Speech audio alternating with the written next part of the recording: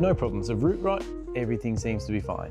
Now with that said, there are a couple of caveats here. Here is some evidence of a leaf that did not make it. And oh, here's another one over here.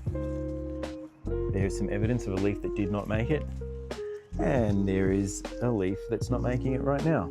But there's the leaf that isn't making it. And there is a completely new leaf coming in right there.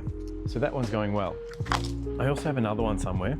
There it is, a little bit of death, but that's completely normal. This is a bit dry, so I probably need to give it a bit of water, but let me see if I can, ooh, hang on. We have evidence of some rot right here, but still some new growth. So it wants to live. I've already taken it out, so, you know. Ooh, I've got some more evidence. It's just there. Again, some new growth. So it kind of wants to live. I'm gonna let it go.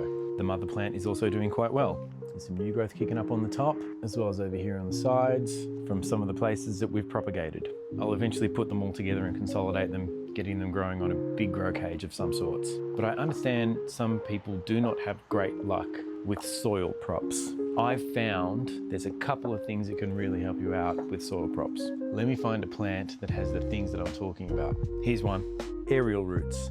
These are extremely helpful when doing soil props. When you pot your aerial roots, they will feed directly into the soil like these big ones here. But sometimes you're gonna have some plants that don't have aerial roots. That's okay, you can still soil prop. Here's an example of some I've prepared earlier. These are Philodendron heteroraceums. They're all cuttings that came off one single plant. There weren't many aerial roots here to propagate with. That's okay though, because I'm just gonna use some of these little growth points here, which will kick out some roots, and they are dug into the soil, which is ultimately going to give us the best chance of making soil props.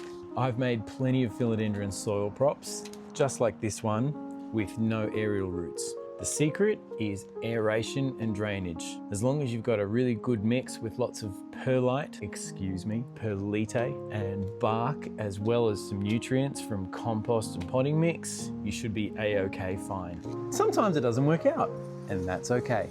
I find it's a game of averages. Some soil props are gonna work really, really well, like this Dracaena. Some soil props aren't gonna work well, like this whatever it is. Sometimes you can't help it. Some plants aren't going to be strong enough to propagate without good, strong aerial roots. But with a healthy mix of some of these things, you can give your propagations the best chance they might ever have. But even then, it still might not work out, and that's okay. It's a game of averages. The more you do it, the better the chances of success. Good luck.